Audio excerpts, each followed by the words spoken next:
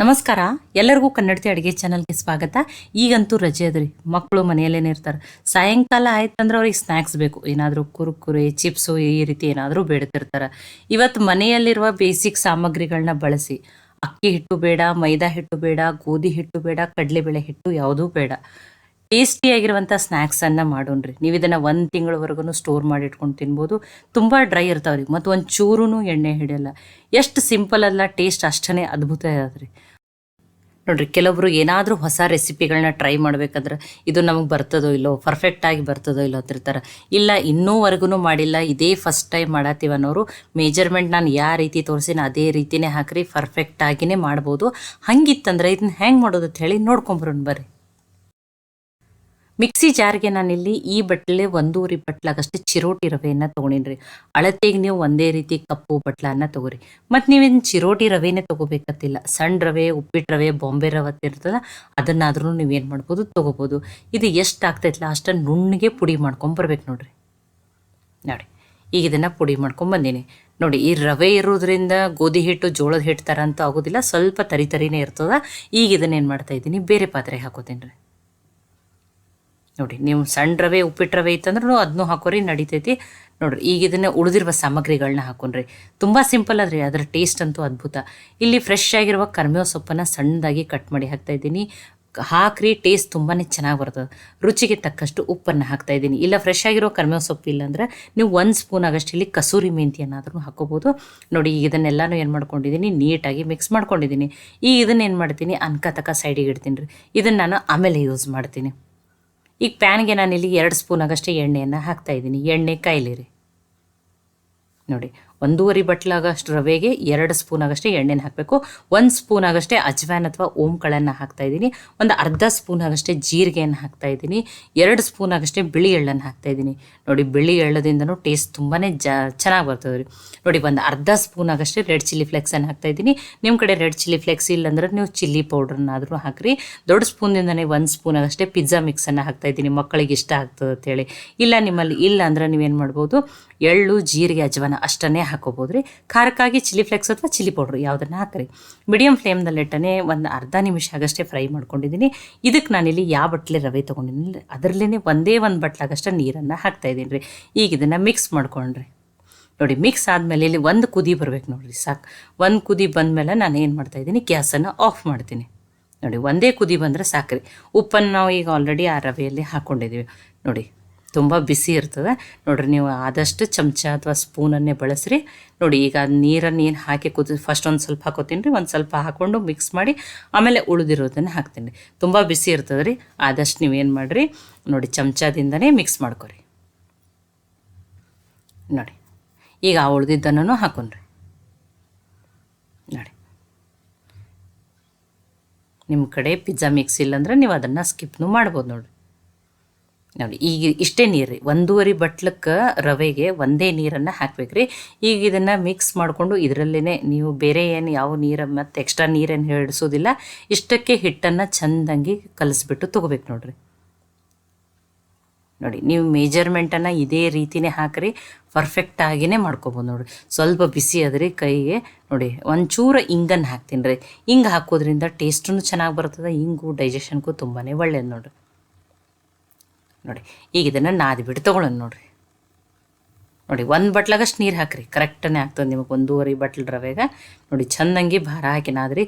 ಎಷ್ಟು ಚೆಂದ ನಾತಿರಲಿ ಅಷ್ಟೇ ಏನಾಗ್ತದೆ ರೀ, ಅದು ಸಾಫ್ಟಾಗಿ ಬರ್ತದೆ ಹಿಟ್ಟು. ನೋಡಿ, ನಾವೇನು ಮತ್ತೆ ಯಾವುದೇ ರೀತಿ ಬೇರೆ ನೀರನ್ನು ಏನು ಹಾಕಿಲ್ಲ. ಅದೇನು 1 ಬಟ್ಲಾಗಷ್ಟು ನೀರನ್ನು ಕುದಿಸ್ಬಿಟ್ಟು ತೊಗೊಂಡಿದ್ದಲ್ಲ, ಎಲ್ಲ ಜೀರಿಗೆ ಅಜ್ವಾನ ಹಾಕಿ ಅದನ್ನು ಅಷ್ಟೇ ಹಾಕಿಬಿಟ್ಟು ನಾದ್ಬಿಟ್ಟು ತೊಗೊಂಡು. ನೋಡಿರಿ, ಈ ರೀತಿ ಬರ್ತದೆ ನೋಡಿರಿ. ನೋಡಿ, ಎಷ್ಟು ಚಂದ ಭಾರ ಹಾಕಿ ನಾದ್ತಿರಲ್ಲ ಅವಾಗ ಹಿಟ್ಟು ಅಷ್ಟೇ ಸಾಫ್ಟ್ ಆಗ್ತದೆ ರೀ. ನೋಡಿ, ಈಗ ಇದಕ್ಕೆ ಏನು ಮಾಡ್ತೀನಿ, ಒಂದು ಮುಚ್ಚಿ 10 ನಿಮಿಷ ಇದನ್ನು ಸೈಡಿಗೆ ಇಡ್ತೀನಿ ರೀ. ನೋಡಿ, ಏನು ಎಣ್ಣೆ ಹಚ್ಚೋದು ಬೇಡ, ಏನು ಬೇಡ, ಹಾಗೇ ಮುಚ್ಚಿ ಇದನ್ನು ಏನು ಮಾಡೋಣ ರೀ, 10 ನಿಮಿಷ ಇಡೋಣ ರೀ ಇದನ್ನು. ನೋಡಿ, 10 ನಿಮಿಷ ಆಗ್ಯದ. ನೋಡಿರಿ, ಹಿಟ್ಟನ್ನು ನೆಂದದ್ರಿ. ಈಗ ನೋಡಿರಿ, ಚಪಾತಿಗೆ ಎಷ್ಟು ಉಳ್ಳಿಗಳನ್ನ ತೊಗೋತೀವಲ್ಲ ಅಷ್ಟೇ ಉಳ್ಳಿಗಳನ್ನ ಮಾಡಿಬಿಟ್ಟು ತೊಗೋತೀನಿ ನೋಡಿರಿ. ನೋಡಿ ಅದು ವಿಡಿಯೋ ಮಾಡೋ ಮುಂದೆ ಅದ್ರ 16:9 ಇರ್ಬೇಕು ರೀ, ಅದು ರೇಷೋ ಚೇಂಜ್ ಆಗ್ಯದ, ನಾನು ನೋಡಿಲ್ಲ, ಅದಕ್ಕೆ ಸಾರಿ ಕೇಳ್ತೀನಿ. ಮತ್ತು ಒಂದನ್ನು ಲಟ್ಟಿಸ್ಬಿಟ್ಟು ತೋರಿಸಿದ್ದೀನಿ, ಅದೂ ಒಂದು ಕ್ಲಿಪ್ ಮಿಸ್ ಆಗಿದ್ರೆ, ಅದು ರೆಕಾರ್ಡ್ ಆಗಿಲ್ಲ. ತುಂಬ ತೆಳವೂ ಅಲ್ಲ, ತುಂಬ ದಪ್ಪನೂ ಅಲ್ಲ, ಆ ರೀತಿ ಲಟ್ಟಿಸ್ಬಿಟ್ಟು ತೊಗೋಬೇಕು.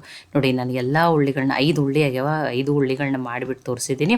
ಇದಕ್ಕೆ ನೋಡಿರಿ, ನಾನು ಈ ಚಪಾತಿ ಮಾಡೋ ತಗಡ ಮೇಲೆ ಎಣ್ಣೆನೂ ಹಚ್ಚೋದು ಬೇಡ, ಹಿಟ್ಟನ್ನು ಹಚ್ಚೋದು ಬೇಡ, ಹಾಗೇ ಲಟ್ಟಿಸ್ಬಿಟ್ಟು ತೊಗೊಂಡಿದ್ದೀನಿ. ನೋಡಿ ಆ ಕ್ಲಿಪ್ ರೆಕಾರ್ಡ್ ಆಗ್ಲಾರ್ದಕ್ಕಾಗಿ ನಾನು ನಿಮಗೆ ಏನು ಮಾಡ್ತೀನಿ, ಸಾರಿಯನ್ನು ಕೇಳ್ತೀನಿ.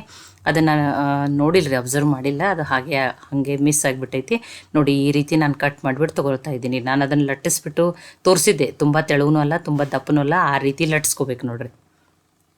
ನೋಡಿ ಈ ರೀತಿ ಕಟ್ ಮಾಡ್ಕೊಂಡಿನಿ. ನೀವು ಇದೇ ರೀತಿಯೇ ಮಾಡ್ಕೋಬೇಕತ್ತೇನಿಲ್ಲ. ನೀವು ಶಂಕರಪಾಳಿ ಶೇಪ್ನಲ್ಲಿ ಅಥವಾ ಸ್ಕ್ವೇರ್ ಶೇಪ್ನಲ್ಲಿ ಯಾವ ರೀತಿಯಲ್ಲಿ ಆದ್ರೂ ನೀವು ಕಟ್ ಮಾಡ್ಕೊರಿ. ನೋಡಿ ಒಂದರ ಮೇಲೆ ಒಂದು ಹಾಕಿರೂ ಇವು ಅಂಟ್ಕೊಳ್ಳೋದಿಲ್ಲ ರೀ, ಅದು ಎಣ್ಣೆ ಹಾಕಿರ್ತೀವಲ್ಲ, ಎಣ್ಣೆದಿಂದ ನೋಡಿ ನಾನಿಲ್ಲಿ ಹಿಟ್ಟು ಎಣ್ಣೆ ಏನೂ ಹಚ್ಚಿಲ್ಲ, ಹಾಗೇ ಲಟ್ಟಿಸ್ಬಿಟ್ಟು ತೊಗೊಂಡೇನಿ ರೀ. ನೀವು ಯಾವ ಬೇಕಾ ಶೇಪ್ದಲ್ಲಿನೂ ಏನು ಮಾಡ್ಬೋದು, ಕಟ್ ಮಾಡ್ಕೋಬೋದು. ತುಂಬ ತೆಳುವೂ ಲಟ್ಟಿಸ್ಬೇಡ್ರಿ, ತುಂಬ ದಪ್ಪನೂ ಲಟ್ಟಿಸ್ಬೇಡ್ರಿ, ಆ ರೀತಿ ಲಟ್ಟಿಸ್ಬಿಟ್ಟು ತೊಗೊರಿ. ನೋಡಿ ನಾನು ಇನ್ನೊಂದನ್ನು ಲಟ್ಟಿಸಿದ್ದೀನಿ, ಎಲ್ಲ ಉಳ್ಕಿದ್ದನ್ನು ಎಲ್ಲ ಲಟ್ಟಿಸ್ಬಿಟ್ಟು ತೊಗೊಂಡಿನಿ ರೀ. ಇದು ಲಾಸ್ಟ್ನೇ ಉಳ್ಳಿರಿ. ಆಲ್ರೆಡಿ ಎಣ್ಣೆನೂ ಕೈಲಕ್ಕೆ ಇಟ್ಟೀನಿ, ಎಣ್ಣೆನೂ ಚೆನ್ನಾಗಿ ಕಾಯ್ದದ ರೀ. ನೋಡಿ ಈಗ ಇದನ್ನು ಕರೆದ್ಬಿಟ್ಟು ತೊಗೊಳ್ಳೋಣ. ನೋಡಿರಿ ನಾನು ಲೋ ಫ್ಲೇಮ್, ಎಣ್ಣೆ ಫುಲ್ ಕಾಯ್ದ ಮೇಲೆ ಲೋ ಫ್ಲೇಮ್ದಲ್ಲಿಟ್ಟನೆ ಕರೆದ್ಬಿಟ್ಟು ತೊಗೊಳತ್ತೀನಿ ನೋಡಿರಿ. ನೋಡಿ ಮತ್ತು ಒಂದು ಚೂರೂ ಎಣ್ಣೆ ಹಿಡಿಯಲ್ರಿ, ತುಂಬ ಟೇಸ್ಟಿಯಾಗಿರ್ತಾವೆ ನೋಡಿರಿ, ತುಂಬ ಡ್ರೈ ಇರ್ತಾವೆ. ಈ ರೀತಿ ಮಕ್ಕಳಿಗೆ ನೀವು ಟೀ ಟೈಮ್ ಸ್ನ್ಯಾಕ್ಸಿಗಾದರೂ ಮಾಡಿರಿ, ಅಥವಾ ಸಾಯಂಕಾಲ ಮಕ್ಕಳಿಗೆ ಈ ರೀತಿ ಸ್ನ್ಯಾಕ್ಸ್ ಕೊಟ್ರೆ ಅವ್ರು ಹೊರಗಡೆಯಿಂದ ನಿಮಗೆ ಅದು ಚಿಪ್ಸ್ ಬೇಕು, ಕುರ್ಕುರೆ ಬೇಕು, ಆ ಥರ ಸ್ನ್ಯಾಕ್ಸೂ ಬಿಡೋದಿಲ್ಲ ರೀ. ನೋಡಿ ಈಗ ಇದನ್ನು ಏನು ಮಾಡೋಣ, ಲೈಟ್ ಕೆಂಪಗಾಗುವವರೆಗೂ ಕರೆದ್ಬಿಟ್ಟು ತೊಗೊಳ್ಳೋಣ ರೀ.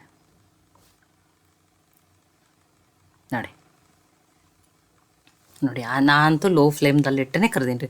ಮೀಡಿಯಮ್ ಅಥವಾ ಹೈ ಫ್ಲೇಮ್ದಲ್ಲಿ ಇಡಬೇಡಿ, ಆವಾಗ ಹೊರಗಡೆಯಿಂದ ಕ್ರಿಸ್ಪಿಯಾಗಿ ಮತ್ತು ಒಳಗಡೆ ಮೆತ್ತಗೊಳ್ಳೋ ಚಾನ್ಸಸ್ ಇರ್ತವೆ. ಲೋ ಫ್ಲೇಮ್ದಲ್ಲಿಟ್ಟನೆ ನೋಡಿ ಆ ಬಬಲ್ಸ್ ಬರೋದು ಕಡಿಮೆ ಆಗೋವರೆಗೂ ಕರೆದ್ಬಿಟ್ಟು ತೊಗೊರಿ. ನೋಡಿ ಎಷ್ಟು ಚೆನ್ನಾಗಿ ಬಂದಾವೆ ನೋಡಿರಿ. ಆ ಉಳಿದಿದ್ದನ್ನು ಏನು ಕಟ್ ಮಾಡಿ ಇಟ್ಕೊಂಡಿಲ್ಲ ಎಲ್ಲನೂ ಕರೆದ್ಬಿಟ್ಟು ತೊಗೋತೀನಿ ನೋಡಿರಿ.